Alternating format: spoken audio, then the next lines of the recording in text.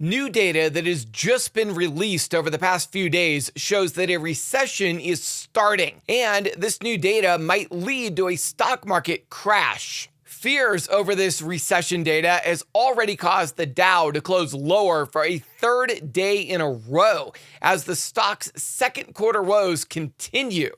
I'm going to show you all of the economic data that's come out over the past few days, as well as what the Federal Reserve is saying. I'm also going to show you what the most recent earnings over the past 2 weeks are showing, and all of it points to a recession starting in the United States already. Then we're going to talk about how the stock market might respond to all of this. For those of you who are new to this channel, my name is Stock Curry. I'm a former Merrill Lynch and Morgan Stanley investment banker, and I've been trading for over 25 years. Now, whether or not we get a stock market correction or not, there are ways to make money no matter whether the stock market goes up or down. But one thing I do want to point out is that while a lot of the economic data is showing that a recession is starting, it is not all bad news yet. On Wednesday, private payrolls increased by 184,000 in March, which was far better than expected. One of the gauges for whether or not we're in a recession is the labor market. And what the data has shown time and time again is that the labor market remains extremely strong. While the labor market is slowing down and the unemployment rate is increasing, the fact of the matter is the job market still remains strong for now. We don't normally see a significant deterioration in the labor market until after a recession has already started. But there's a lot of other economic data that came out on Wednesday, as well as earlier this week, that shows that a recession probably is starting, even if it hasn't showed up in the labor market yet. On Wednesday, the ISM Services Index was released, and it showed that U.S. services growth cooled as the price gauge dropped to a 4-year low. 4 years ago was the COVID pandemic, where the entire country shut down. It was the last major recession that we had in this country. And this is not the only economic data that you're going to see that shows that things are as bad as they were during 2020, or at the very least, getting as bad as they were during 2020. Growth in the U.S. services sector eased in March for the second month in a row, showing a continued decline in the economy. The March figure was lower than all but one estimate in a Bloomberg survey of economists. The services sector declined far more than any economist had predicted, meaning the economy is slowing down much faster than economists are currently predicting. With a decline in March, ISM's gauge of prices paid by services dipped below the manufacturing input cost measure for the first time since May of 2022. And we all know what happened to the stock market in 2022. Unfortunately, with the economic data lining up just like it did in 2022, it's probably not good for the stock market, which is why we're most likely starting to see a crash in the stock market as well. Unfortunately, the slowdown in the economy is coming at the exact same time that inflation is starting to go back up. In fact, inflation has now risen for each of the last 4 months in a row. And rising inflation is a major problem for the stock market, because one of the reasons the stock market has risen so much over the past 6 months is because the stock market is pricing in the Federal Reserve cutting interest rates. Unfortunately, the Federal Reserve will not be able to cut interest rates if inflation is going up. Powell emphasized the need for more evidence that inflation is easing before cutting rates. Right now, the stock market is pricing in 3 rate cuts this year, but as inflation continues to rise, that is looking less and less likely, and that could cause a stock market crash. Now, just because there might be less than 3 rate cuts this year does not mean there's going to be no rate cuts this year. Powell reiterated that cuts are likely to be appropriate at some point this year. What the stock market now has to reprice is not so much whether or not there will be rate cuts in 2024, but rather how many rate cuts there will be in 2024. The uncertainty about rates has caused some concern in the markets, with stocks falling sharply earlier this week as Treasury yields moved higher. The 10-year Treasury yield has skyrocketed over the past 3 months, and as yields continue to rise, they are quickly approaching the 5% rate that they were at in October of 2023. You might recall how in October of 2023, the Russell 2000 Small Cap Index fell to the lowest level it had been at since October of 2022. So how many rate cuts might the Fed actually do this year? Well, Atlanta Fed President Bostic sees only one rate cut this year, with that rate cut occurring sometime in the fourth quarter. And Steve Cohen says the Fed may have a hard time getting inflation down to its 2% goal. Inflation was falling in late 2023, but there were several upside surprises in that data during the first quarter of this year that has led to concern among economists and traders that inflation may prove to be sticky above the Fed's target level, which complicates the path for rate cuts. Now, some people in the comments of prior videos have pointed out that because this is an election year, the Federal Reserve will cut rates in order to boost the economy and help make the chances of President Biden getting reelected much higher. But Powell actually addressed those concerns during his speech on Wednesday. It's important to understand that the Federal Reserve is an independent branch of the government. Powell spent some time discussing the Fed's independence on Wednesday. With the presidential election campaign heating up, Powell noted the importance of steering clear of political issues. Powell said, "Our analysis is free from any personal or political bias." So Powell is saying that the election is not going to affect their policy. Now, you can believe the Federal Reserve or not, that's entirely up to you, but that's what Powell is currently saying. Now, with all of this uncertainty about Fed rate cuts and with the economy looking like it's now slowing down and possibly entering a recession, and with that also leading the Federal Reserve to cut back their belief that they're going to do 3 rate cuts this year, and now talking about as few as 1 rate cut this year, all of this is causing the stock market to start to fall. And this is showing up in investor sentiment. One of the best gauges of investor sentiment is CNN's Fear and Greed Index.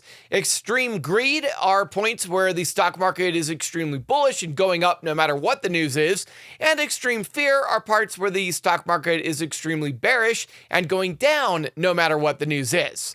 And what's really interesting here is that 1 month ago, the stock market was in extreme greed at 75 on the index. 1 week ago, that had dropped to greed at only 70. And yesterday, that was down to 63. Today, it's down to 62. So what we very clearly see in CNN's Fear and Greed Index is a continued decline in investor sentiment, getting less and less bullish and pointing more and more towards a more bearish sentiment. As investor sentiment becomes less bullish and more bearish, this is going to cause the rally to start to fade and eventually will cause the stock market to go down. Market momentum has finally moved out of the extreme greed stage that it has been in for the last 5 months and is now turned down to the greed stage as market momentum starts to slow down. Stock price strength has also moved out of extreme greed and down to the greed stage as the number of companies hitting new 52-week highs has started to decline. And market volatility, as measured by the VIX, has now gone all the way down to neutral as more and more options traders are buying put options in order to hedge their portfolio against a possible downturn in the stock markets. Now, in a minute, I'm going to go through some earnings data that's come out over the past 2 weeks to show you just how much the economy is slowing down and how this is affecting company earnings, which ultimately is going to affect company stock prices, and in fact, already is. Now, even if the stock market does go down, that does not mean that you have to lose money. There are ways of making money as the stock market goes down. One example is this DKNG put that I bought last week, where I made over a 1,000% profit in a single day. It was over a $1,000 profit on this put option. This is a great example of how you can make money as the stock market goes down. If you want to make profits like this in your portfolio, no matter whether the market's going up or down, you can get all of my trade alerts on my Discord. You also get trade alerts from over 20 other full-time professional traders. You can get all of our trade alerts at weprofit.io/Discord. That's weprofit.io/Discord. There's no reason for you to lose money as the market goes down. Come get our trade alerts and come make money with us in any market environment. Now, in addition to all of the economic data that's showing a slowdown in the U.S. economy and a possible recession starting, there's also been a lot of data coming out from company earnings and their most recent delivery numbers and forward guidance that shows companies are expecting a major slowdown in the economy, both in 2024 and 2025. A few days ago, Tesla shares fell after deliveries dropped 8.5% from a year prior. Tesla's deliveries fell for the first quarter far below even the most bearish of analyst expectations. How bad do things have to be for even bears to get your delivery numbers wrong? This was Tesla's first year-over-year decline in deliveries since 2020, when its operations were disrupted by the global pandemic. Tesla's deliveries right now are the worst they have been since the 2020 recession, and unfortunately, Tesla isn't the only company on this list saying that their numbers are just as bad as they were during the 2020 recession. Intel shares fell after the company revealed a $7 billion operating loss in their foundry business. And Amazon cut hundreds of jobs in their cloud computing unit.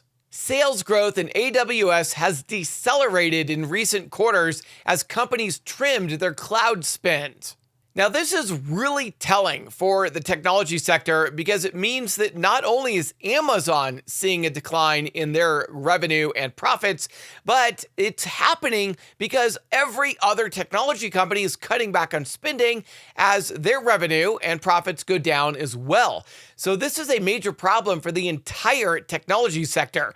But it's not just the technology sector that's having problems right now. Let's take a look at what's happening in the entertainment sector. Play stock, which is Dave & Buster's, missed both their earnings per share and their revenue guidance. And Darden Restaurants post their first same-store sales decline since the 2020 pandemic. Here we have the second company posting their worst sales since the 2020 recession. Most notably, lower-income consumers pulled back their restaurant spending. In particular, transactions from households making less than $50,000 fell at every one of Darden's brands. Sales from households making less than $75,000 also declined, and older customers are also being more careful about how much they spend while dining. Now, the scariest part of all of this is the fact that executives said the company's same-store sales and traffic outpaced that of the broader industry. So Darden Restaurants just posted their worst decline in sales since the 2020 pandemic, and they're saying they're doing better off than every other restaurant brand out there. Wow, what does that mean for the earnings from all of the other restaurant brands? They must be doing worse than Darden, meaning they're doing worse than they did when everything was shut down during the 2020 pandemic. Now, that's what's happening in the entertainment sector. Let's take a look at what's happening in retail. Walgreens topped their quarterly revenue estimates but lowered their profit outlook, citing a challenging economy. And RH, which is an upscale furniture manufacturer, just missed their expectations on their earnings.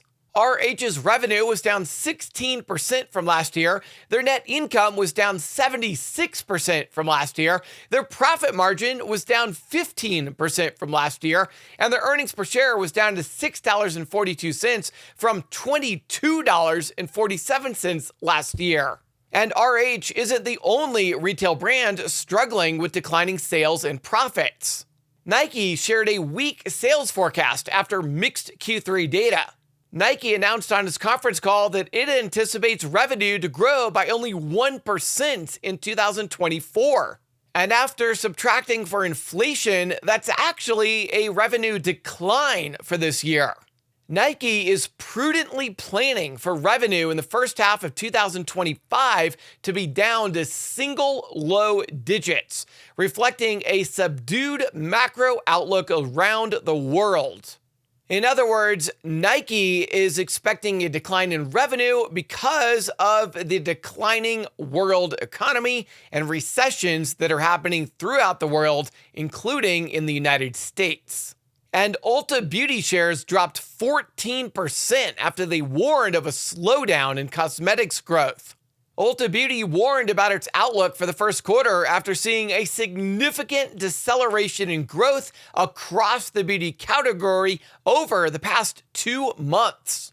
Ulta's significant slowdown in growth over the past 2 months lines up with the significant slowdown in growth that we saw in the ISM services sector part of the economy as well, showing that the overall economy has made a significant slowdown over the past 2 months, even as inflation has climbed higher. Ulta Beauty said less than a month ago that it expected a moderation in growth after 3 strong years. However, Ulta Beauty has seen its growth rate come down faster than it anticipated. And this is the story that we're seeing over and over again. The economy over the past 2 months has slowed down significantly faster than economists have predicted. It has slowed down significantly faster than CEOs and companies had predicted. And all of this is causing companies to lower their forecast for the year. It's causing earnings to come in at a miss. It's causing significant declines in revenue and profits. And all of this is what we saw in the beginning of 2022, right before the stock market fell by over 20%. And all of this is leading a lot of people to believe that the US has started a recession already and that a major stock market crash is starting once again. Let me know in the comments below what you think about all of this. Do you think the US economy is entering a recession? Do you perhaps think that we've already been in a recession? It just hasn't been officially declared yet. And do you think a stock market crash is coming this year? Or perhaps do you think a stock market crash has already started? Let me know in the comments below what you think.